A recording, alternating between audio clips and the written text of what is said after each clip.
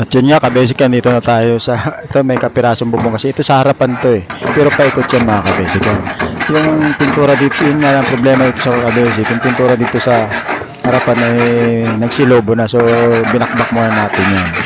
At yun, napakarami kasi. Pero puro hindi naman ano eh, hindi naman lahat. Actually yung nasa may pinakaano lang. Tapos yan yung mga gutter, napakarumi. So, lilinisin natin yan.